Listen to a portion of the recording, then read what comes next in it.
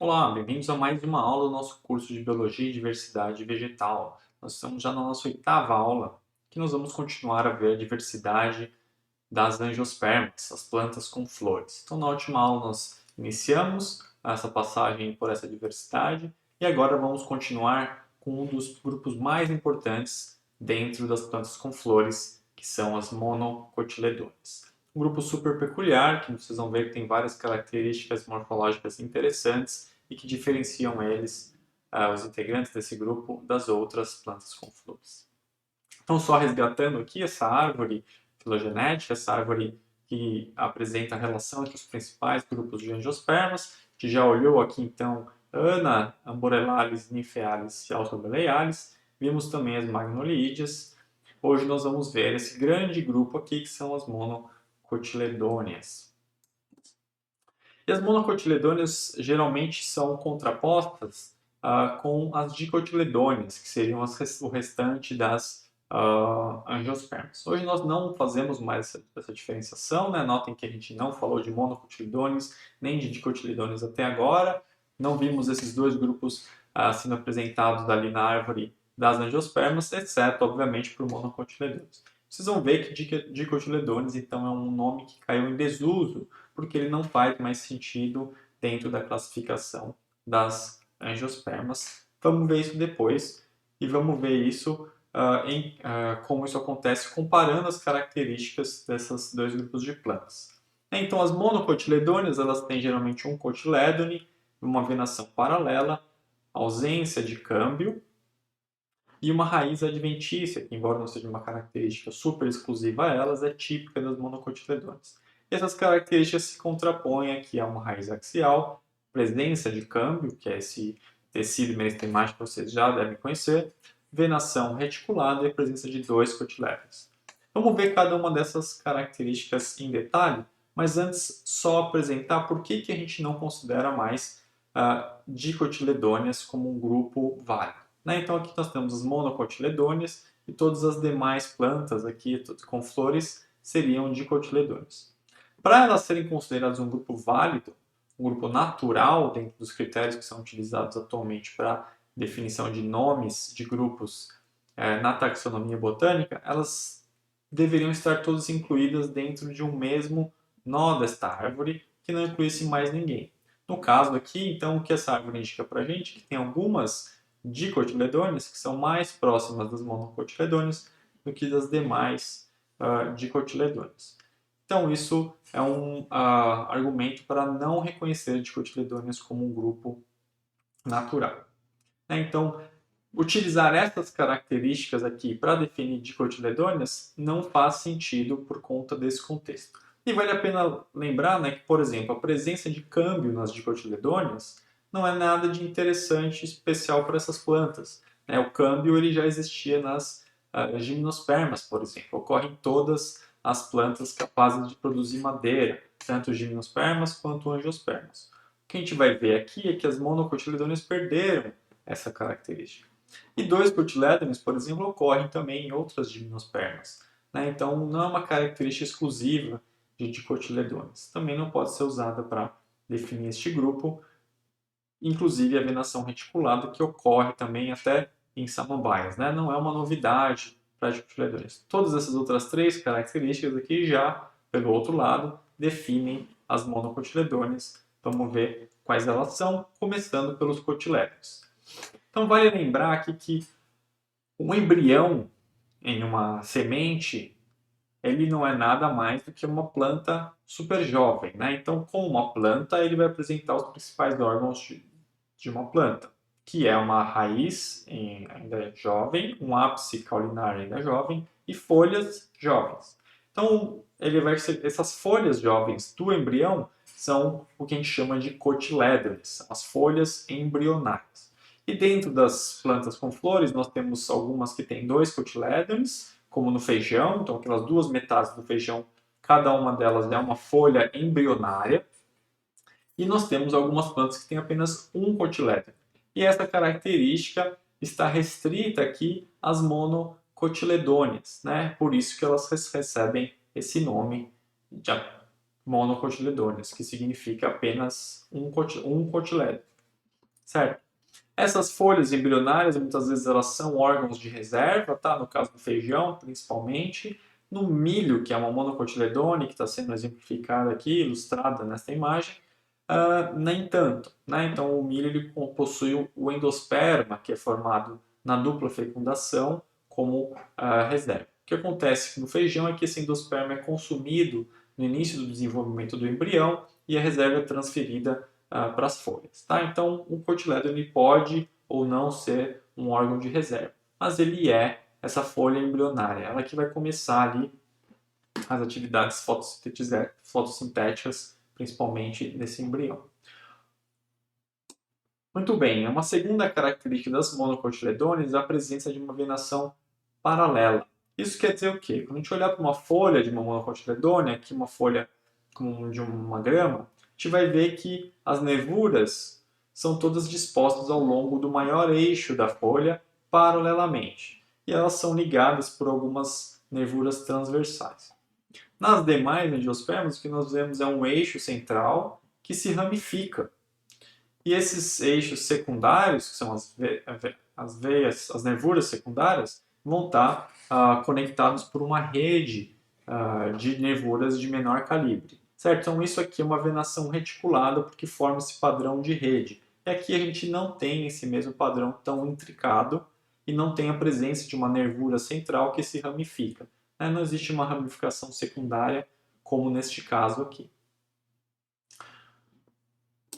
E a terceira característica muito típica das monocotiledôneas é a ausência de câmbio. Então, essas plantas não são capazes de produzir madeira de maneira geral. Existem algumas que fazem alguma coisa parecida com a madeira, assim, né, que elas conseguem crescer em espessura, mas não do mesmo modo que as demais angiospermas e que as gimnospermas, por exemplo, que são capazes de produzir esses grandes caules. Então, isso vai ter uma consequência muito importante, que é que grande parte das espécies de monocotiledôneas vão ser ervas ou arbustos, no máximo, porque elas não conseguem produzir esses caules de grande porte, como a gente vê nos outros grupos. E também a ausência de câmbio, ela faz com que essas plantas tenham um caule do tipo atactostelo. Isso quer dizer o quê? Quando a gente faz um corte transversal aqui, a gente vai ter vários feixes vasculares distribuídos em diferentes pontos desse caule. Aqui numa imagem de microscopia dá para ver bem isso. Então, a gente tem a epiderme aqui, circundando esse caule, uma matriz de parênquima, esse tecido com pouca diferenciação celular, e aqui vários feixes de xilema e floema, de tecido condutor. Né? No caso das dicotiledôneas ou das plantas que têm câmbio, esses feixes estariam organizados concentricamente e no momento que essas plantas crescessem em largura, formariam também esses tecidos em torno aqui concêntricos, esses tecidos xilemáticos e floemáticos. Isso não acontece nas monocotiledôneas. Então, aqui só para exemplificar, mais uma vez, a gente tem feixes dispersos aqui no caule de uma monocotiledônea e numa dicotiledônea nós teríamos aqui esses feixes organizados concentricamente. E por fim, a última característica que é muito típica, mas não é exclusiva para as monocotiledôneas, é a presença de raízes adventícias. As raízes adventícias são raízes que se originam a partir do caule. Elas não são, nessas plantas, a raiz, de fato, se degenera durante o desenvolvimento e as diferentes raízes que elas vão possuir vão se originar a partir do ápice da porção do caule que está enterrada no chão, tá? Enterrada no substrato. Então, isso vai acabar formando o que a gente chama de raiz fasciculada ou encabeleira, né? Porque como o caule está restrito a essa região aqui na base da planta, e ele é a origem dessas raízes, elas vão ficar todas concentradas, formando aqui esse feixes ou essas cabeleiras, que se diferencia das raízes típicas das outras angiospermas ou mesmo das gimnospermas, que tem um eixo central que vai se ramificando, produzindo as raízes laterais. Muito bem, então essas três características aqui, o cotiledônio, a inversão paralela, o câmbio e a ausência de câmbio são as principais características que permitem a agregação dessas diferentes ordens de plantas como sendo as monocotiledôneas. Além dessas características, que são novidades evolutivas para esse grupo, é muito comum a gente observar também nas monocotes folhas com bainha, ou seja, que tem uma base que é invaginante, então aqui a gente tem um limbo de uma folha que vai formar esta bainha aqui na sua base, que é uma região que abraça o caule. Né? Então você consegue ver aqui a folha aqui, o limbo aqui para cima e a parte mais basal dele abraçando o caule que passa aqui no centro. Né? Então ela envolve essa bainha, essa base invaginante, envolve o caule dessas plantas. Também é muito comum nas monocotiledôneas a presença de flores trímeras. Óbvio que ela não é restrita a esse grupo. Né? Então nós vimos na última aula alguns grupos ali dentro de magnolídeas, especificamente, que apresentam flores trímeras, ou seja, com 3 partes nos seus ciclos. Né? Então 3 sépalas, 3 pétalas, estames podem ser 3 ou 6, vão ser múltiplos de 3, por exemplo. Isso são flores trímeras. São muito comuns nas monocotiledôneas, embora não sejam restritas a elas. Aqui um exemplo, né? Então a gente inclusive viu anteriormente já essas flores trímeras do lírio.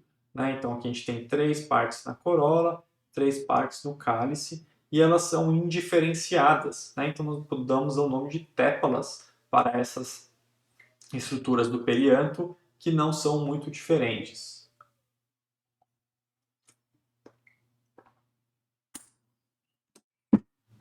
Muito bem, então esse grande grupo aí, as monocotiledôneas, ele é responsável por uma grande parte da diversidade das angiospermas, então com mais de 20% das plantas com flores pertencem a ele. Então um grupo muito relevante. Vamos olhar então essa diversidade em algumas ordens, algumas famílias de monocotiledôneas. Obviamente, com tantas espécies, a gente não vai conseguir ver todas as famílias, mas vamos ter um panorama geral aqui de algumas famílias que são importantes economicamente ou floristicamente, ou que são marcantes. Começando aí pela família Araceae, que é a família da costela de Adão, do antúrio, do copo de leite.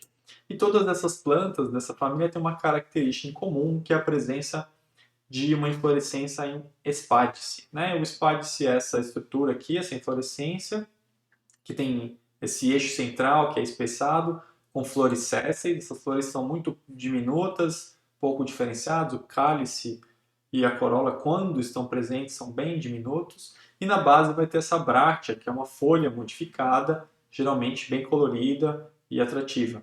Nem sempre, né? Mas no caso do antúrio é bem comum esse formato aí. Aqui um exemplo em que essa bráctea, essa espata, não é muito diferenciada, é esverdeada aqui, no gênero Aglaonema. E aqui então só exemplificando como é formada essa inflorescência em forma de espiga. Então esse espádice, a gente tem esse eixo central, flores masculinas, então aqui a gente está vendo o ápice das flores masculinas que não tem perianto, então são basicamente os estames dessas flores, e aqui na base flores femininas que por não terem perianto, nós vemos também apenas o ovário. Então cada uma dessas estruturas aqui é um ovário com um estilete e o estigma no ápice. Quando estão presentes as peças do perianto, é muito comum que elas sejam em número de 2 ou 3, especialmente esse número que é típico aí das monocotiledôneas.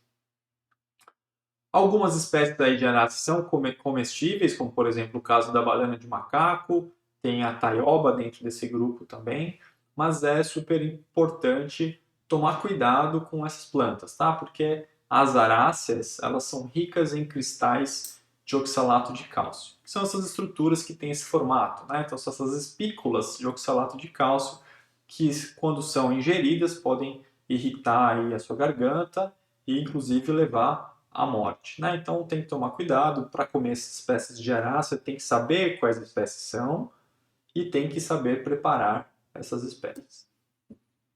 Uma outra família que a gente vai ver na mesma ordem aí que está a arácea é a família Dioscoriaceae, que é a família do inhame ou do cará. né? São as mesmas plantas com nomes diferentes. Tem que tomar um pouco de cuidado com esse nome cará, que ele é utilizado para diferentes plantas, inclusive uma da família Dioscoriaceae. O caso aqui, ó, o inhame, como eu estava dizendo, o inhame dos Açores também recebe esse nome, obviamente, mas pertence a essa última família que nós vimos, que é a família Araceae, não pertence a Dioscoriaceae. Note que é muito fácil de notar, de observar a diferença dessas plantas. O inhame aqui, ele não apresenta essa textura mais lisa aqui, enquanto o inhame dos Açores tem essa textura mais rugosa aqui, com essas fibras soltando. Nessa família é muito comum essas folhas com venação reticulada, diferente do que é o padrão típico das monocotiledôneas, né? Então, sempre tem exceções para as regras biológicas, né? Então, aqui é um caso em que isso fica bem claro nas Dioscoriáceas, essas plantas que têm essas flores, essas folhas muitas vezes em formato de coração, né, cordiformes, com venação reticulada. Dentro desta ordem, dentro de Asparagales, é muito comum a gente ter também essas sementes aqui com fitomelanina. Na verdade, passando para a ordem Asparagales agora, a gente vai ter essa ordem, inclui vários grupos de plantas, muitas delas que têm essa característica, que é a presença de testa com fitomelanina. E esta fitomelanina garante a elas resistência contra insetos e também contra dessecação.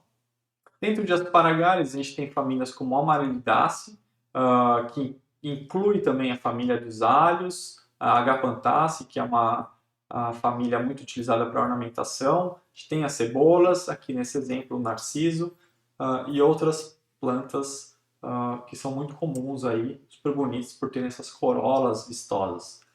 Uma característica típica de Amarilidaceae é a presença desses bulbos, ou essas cebolas, né? Essas cebolas não são nada mais, nada menos do que um eixo aqui, que você tem um caule bem curto, com várias folhas que estão super congestas, né, super aglomeradas e são grossas e acumulam bastante água, certo? E aqui as raízes no ápice. Isso aqui é uma estrutura que permite a essas plantas armazenarem água e nutrientes e permanecerem vivas mesmo em condições ambientais não tão favoráveis, né? Então, assim, você colhe, você consegue comprar cebola fresca no mercado, inclusive até plantar ela depois dela ficar semanas fora do solo. Então, essas estruturas, esses bulbos são super bons para garantir a sobrevivência dessas plantas na ausência de água, principalmente. Dentro de Amarilidaceae, a gente tem as flores organizadas nessas umbelas. Né? Essas umbelas são inflorescências que têm um formato de guarda-chuva. Então, a gente vai ter um eixo que sai aqui lá da base do ápice das folhas, e essas flores vão estar concentradas no topo desse eixo, todas com pedicelos, com esses cabinhos que têm o mesmo tamanho, então elas ficam dispostas como se fosse um pequeno guarda-chuvinho. Né? Então aqui a gente tem uma foto de um alho, da inflorescência de um alho. Então todas essas plantas aqui vão ter, de maneira geral, é muito típico a presença desses tipos de inflorescência. Na família Asparagaceae, a gente inclui aqui que é a família dos aspargos, né? Umas plantas super legais, super gostosas, extremamente caras no Brasil. E inclui também uma outra família que já não existe mais, é tratada como uma subfamília, que é a família da agave, né? A planta que é utilizada para fazer a tequila e também para a extração do sisal, né? Dentro dessa subfamília, a Agavoideae, a gente vai encontrar então essas plantas que são gigantescas, super grandes, tem essas inflorescências enormes, né? Mais de 4 metros de altura e com centenas, milhares de flores ali expostas para serem polinizadas e produzir novas plantas. É muito comum nessas plantas que após a floração elas morram, né? Então essa grande planta aqui com essas folhas gigantescas muitas vezes floresce apenas uma única vez. E é muito interessante porque essas plantas, em alguns casos, podem incluir exemplos de viviparidade. Então a gente tem aqui uma grande inflorescência de uma agave, com as flores que estavam aqui, já caíram, o cálice, a corola, ficaram apenas os frutos. Em alguns casos, as sementes dentro desses frutos já germinam, formando esses indivíduos jovens aqui, essas pequenas agaves. Vão ficar aqui, depois vão cair no solo e vão acabar ocupando esse ambiente que estava com a planta que vai morrer. E é muito comum nesses grupos de plantas aqui a presença de metabolismo CAN. É um tipo de metabolismo de fotossíntese que é associado a ambientes áridos. A gente vai ver isso com mais detalhe na última aula do nosso curso. E como eu disse, né, a partir dessas plantas que a gente extrai o sisal. Nossas folhas são super ricas em fibras, fibras de celulose. Elas são então maceradas aqui para tirar todo o tecido que não for essas fibras, que vão ser secas, depois trançadas para fazer cordas, tecidos e outras coisas. Dentro dessa ordem também a gente tem a família da babosa. Essa família não é muito diversificada no Brasil, ela ocorre principalmente fora do Brasil. A babosa não é uma planta nativa, né? Mas Xanthorrhoeaceae inclui uma quantidade significativa aí de espécies e a que a gente mais conhece aí é a babosa. Essas plantas têm flores super interessantes, elas são zigomórficas, ou seja, a simetria delas é bilateral. Então, quando a gente olha para essas flores de frente, você consegue fazer um eixo, cortar elas aqui em apenas duas metades. Né? Elas são duas metades que são especulares. Né? Então, traçando um eixo imaginário aqui, essas duas metades, da esquerda e da direita, são similares. Se a gente fizesse um corte aqui, isso não aconteceria, né? Então você tem essa diferença de forma nessas flores. Está muito associado com a polinização por animais.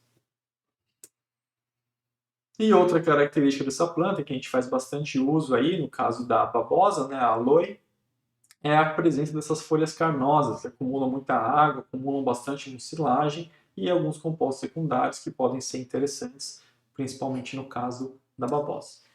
Como eu disse, essas plantas não ocorrem aqui de maneira geral no Brasil, são mais diversificadas na África e na Ásia. No Brasil, a gente tem apenas uma única espécie, super pequena, super delicada, bem diferente das demais espécies, que ocorre em áreas rochosas da Amazônia. A gente pode passar agora para uma outra família, que é uma família bem conhecida, que é a Orquidácea. Inclui aí milhares de espécies, sendo a segunda maior família de plantas com flor do mundo.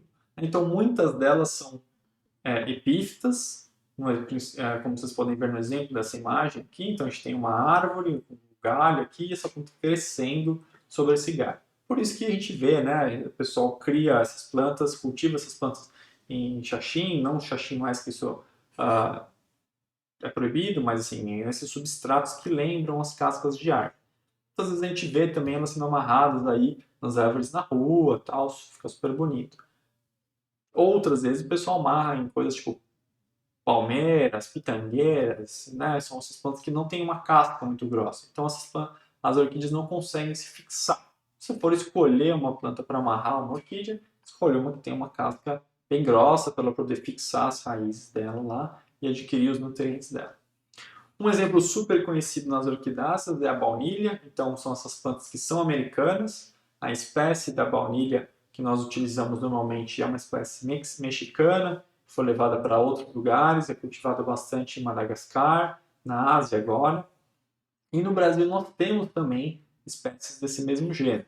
Inclusive, muitas com favas muito maiores, gosto muito parecido, são espécies pouco exploradas, pouco cultivadas, mas que são bem interessantes. As orquidáceas elas têm uma característica nas flores que é extremamente peculiar, que é a fusão completa entre o androceu e o gineceu, entre os estames e o pistilo, né, formando essa estrutura aqui que é o ginostêmio, ou coluna. Essa coluna ela vai ter um opérculo no ápice, que é uma região que se destaca, expondo depois massas de grão de pólen que estão ali dentro dela. E na parte inferior, abaixo dessa região, por baixo aqui, mais voltado para a região das pétalas, das tépalas no caso, é onde vai estar localizado o estigma. Então, essa região aqui mais interna, principalmente mais no ápice, é a região estigmática dessa coluna. Aqui no ápice nós tínhamos o opérculo, que era aquele como um capuzinho aqui que recobria essas duas massas de pólen. Essas são políneas, e é aqui nessas políneas que vão estar concentradas os grãos de pólen. Nas orquidáceas, o grão de pólen não é disperso em unidades, ele é disperso nessas duas massas que incluem milhões de grãos de pólen e vão ser levados por polinizadores para outras flores.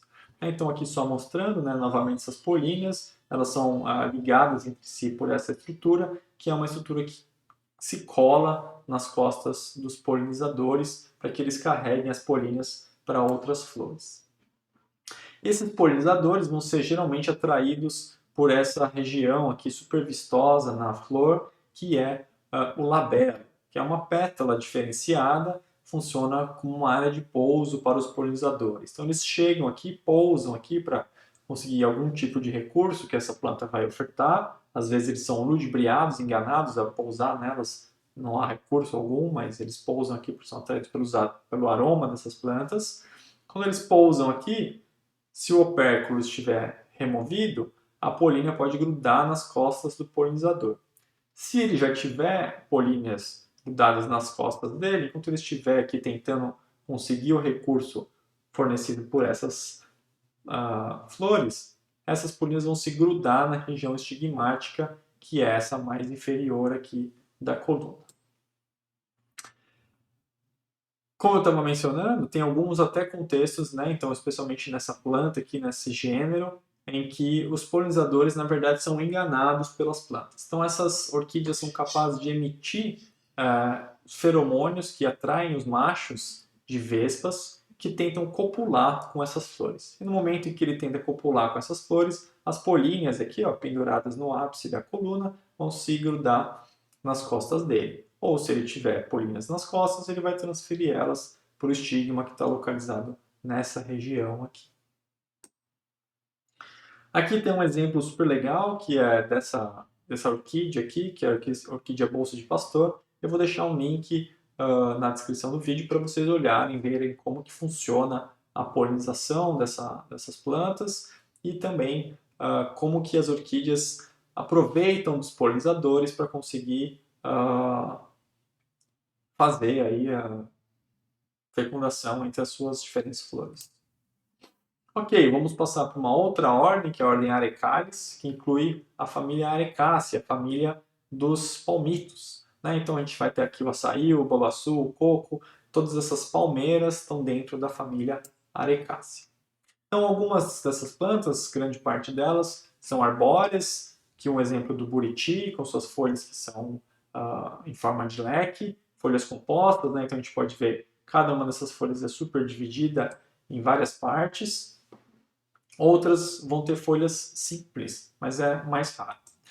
Uma característica típica dessa família é a presença desses cocos, né? Então o fruto é do tipo coco. E esses frutos se formam porque essas plantas têm um mesocarpo, ou seja, o tecido intermediário entre a parte mais interna da casca e mais externa da casca, super fibroso, e um endocarpo, que é o tecido mais interno da casca do fruto, que se desenvolve a partir do ovário, pétreo, né? Então tanto essa parte dura aqui, que a gente quebra do coco para acessar a parte interna dele, quanto essas fibras fazem todas partes da parede do ovário que se desenvolveu para formar esses frutos. Também a gente consome bastante os palmitos nessa família, que são uma gema apical, né? São a região de meristema, onde vão ter sendo produzidas novas folhas nessas plantas. E isso tem consequências importantes, né? Toda vez que a gente extrai um palmito, principalmente de espécies que não se ramificam, como é o caso do palmito jussara, o indivíduo morre. Ele não pode... Bom, primeiro que a gente vai cortar ele para poder acessar essas folhas, e ele não consegue se ramificar de novo.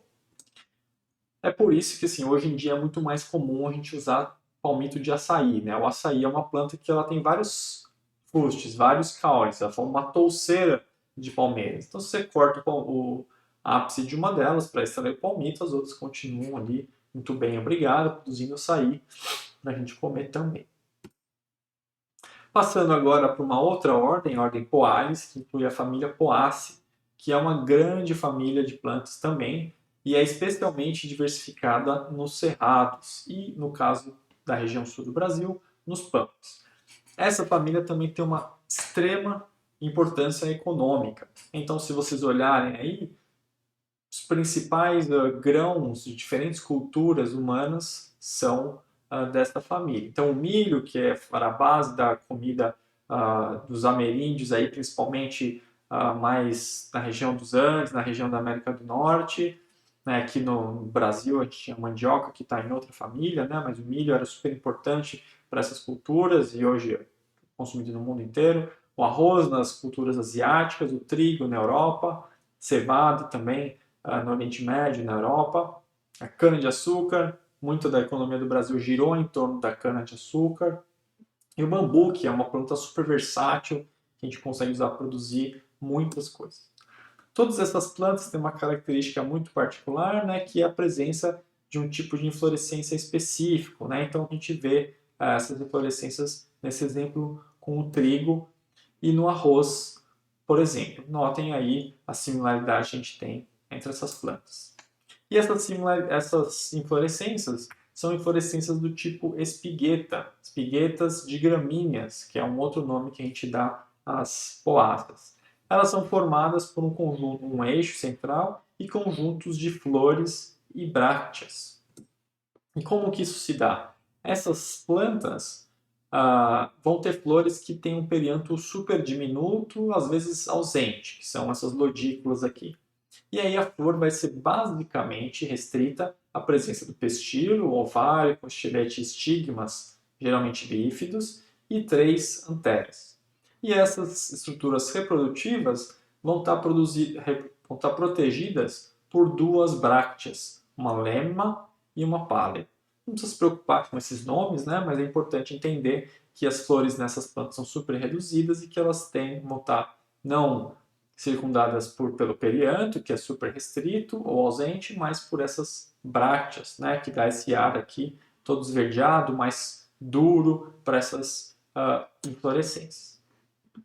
Uma outra característica típica das poáceas, e que é vista também em outras monocotiledôneas, mas que vai ser interessante para a gente comparar ela com outra família que parece ser muito similar, é a presença dessas bainhas abertas. Então a gente tem aqui o limbo da folha, a bainha dela envolvendo o caule e ela é aberta. Né? Se você puxar a folha, você expõe o caule. A bainha se descola do caule e você consegue ver o caule que estava sendo circundado por essa bainha.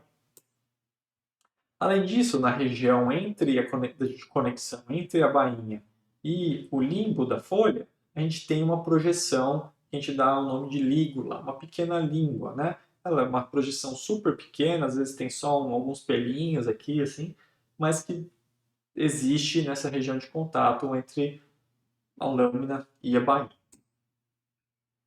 E o fruto das poáceas também é muito peculiar. Né? Então, toda vez que vocês olharem para o milho, lembre que vocês não estão consumindo uma semente. Bom, sim, tem uma semente dentro desse fruto, é apenas uma, mas o grão de milho em si ele não é uma semente, mas ele é o fruto. Né? Então, ele é um fruto que é formado pela fusão da parede do ovário com a semente que contém, que está dentro desse ovário. Tá? Então, ao longo do desenvolvimento, elas vão ser fundidas, vão se fundir, formando essa estrutura que você não consegue desassociar mais o fruto da semente.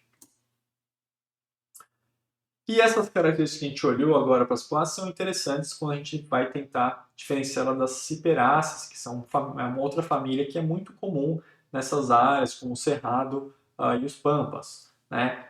2 espécies super comuns e bem conhecidas é o papiro, que é uma espécie não nativa, né? Ela é uma espécie do Oriente Médio. E aqui, se você tem um quintal, um jardim, quer deixar ele gramado, bonito, você com certeza conhece as tiriricas que estão sempre tentando tomar conta do seu gramado. Essas plantas também têm essas espiguetas deciperáceas, que são um pouco diferentes das espiguetas das gramíneas. Mas também são formadas por esses conjuntos de flores com periantos super restritos, né? Então aqui a gente vê essas téplas bem pequenas e brácteas. Mas no caso aqui das ciperáceas, cada flor vai ter apenas uma única bráctea associada a ela. Vai estar localizada na axila de uma única bráctea. Sendo que nas gramíneas nós tínhamos uma segunda bráctea para cada flor. Além disso, as ciperáceas apresentam uma bainha fechada. Então essas plantas, você não consegue puxar a folha e expor o caule que está sendo circundado pela bainha. Né? A região de contato entre as duas margens do limbo, ela é totalmente soldada. Tá? Então a gente não tem aqui como evidenciar o caule. E essas plantas não têm uma lígula na região de contato entre a bainha e o limbo da folha. Outra característica muito típica das ciperáceas que nós não vemos nas gramíneas é a presença de um caule triangular. Enquanto nas gramíneas nós temos caules cilíndricos, aqui nas ciperáceas esses caules apresentam 3 lados bem definidos. Se você faz um corte transversal, consegue ver essa estrutura triangular. Muito bem, dentro da mesma ordem das poáceas e das ciperáceas, nós temos também bromeliáceas, que é a família do abacaxi.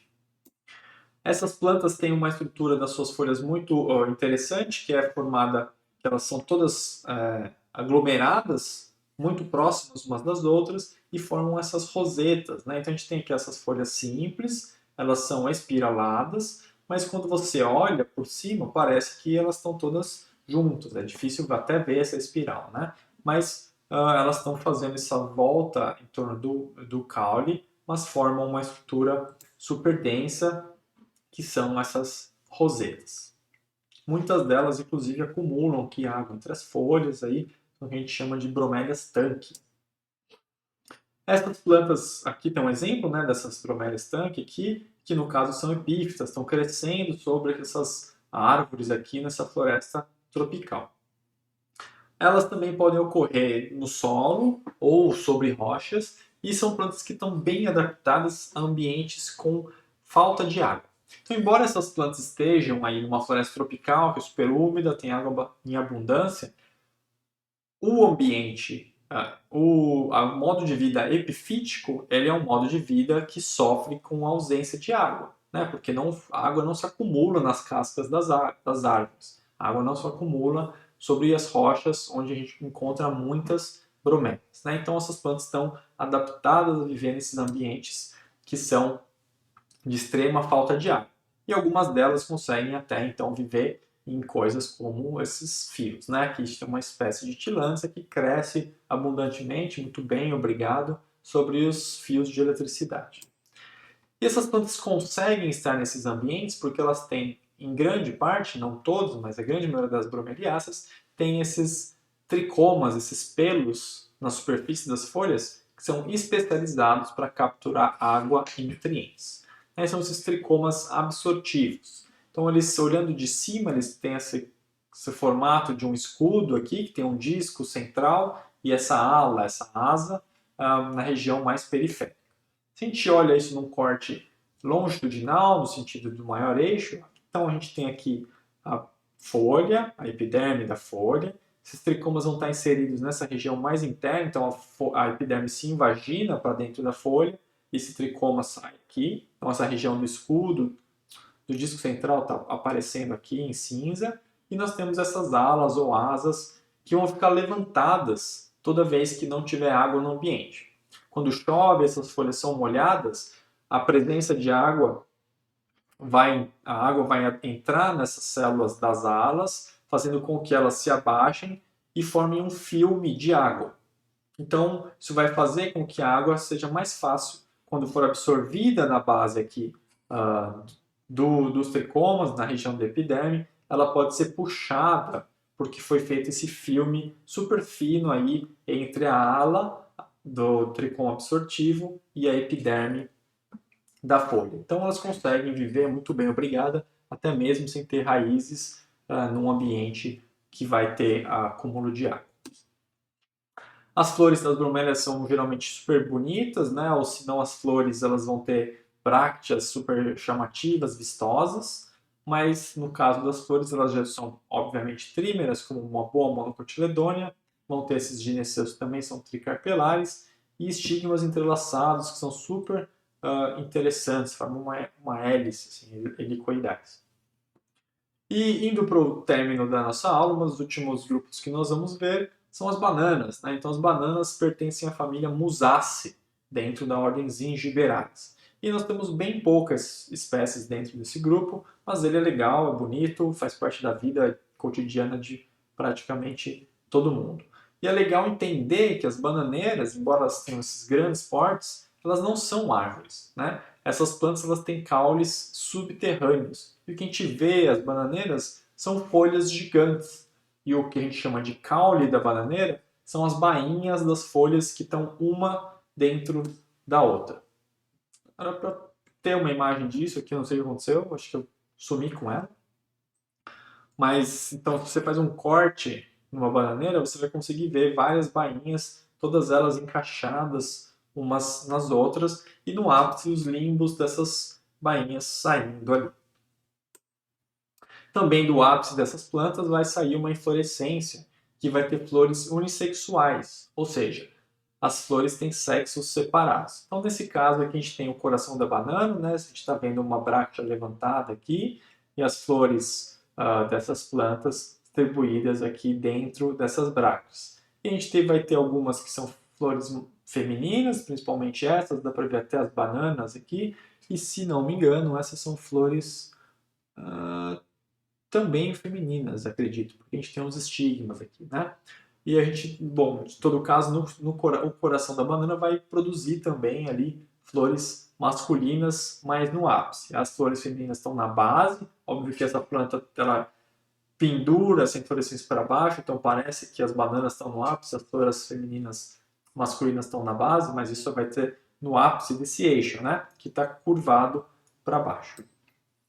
E muitas dessas plantas aí são polinizadas por morcegos, né? Que é uma imagem de polinizadores de bananas, que esse carinha aqui com esse pólen tudo na cara, ele acabou de visitar algumas flores de banana, coletou um pólen que ele vai levar para uma outra planta. E as bananas, aqui para quem não conhece, são esses frutos aí do tipo baga, né? Frutos com endocarpo carnoso, com essa parte interna carnosa envolvendo as sementes, né? Então as uvas são bagas, as bananas também são bagas. As bananas que nós consumimos são fruto de uma espécie híbrida entre duas espécies. E por ser uma espécie híbrida, ela não produz sementes. Existem plantas híbridas que produzem sementes, mas no caso das bananas isso não acontece. E aí a gente tem essas bananas comestíveis sem sementes, mas que originalmente eram super grandes, aqui ocupavam grande parte das bananas, né? Então, uma maneira super legal da gente conseguir usar esses frutos de maneira mais vantajosa para a gente, que você tem mais polpa e menos semente para se preocupar. Muito bem, então isso era o que a gente tinha para ver hoje. A gente olhou de maneira geral as características das monocotiledôneas, vimos algumas ordens, 4 ordens na verdade, algumas outras 3, não, 7 ordens de monocotiledôneas, com algumas famílias dentro delas. Se você tem alguma dúvida, anota aí para a gente conversar depois quando a gente se encontrar. E não esqueça de fazer as atividades práticas e o quiz dessa semana. Então, até breve.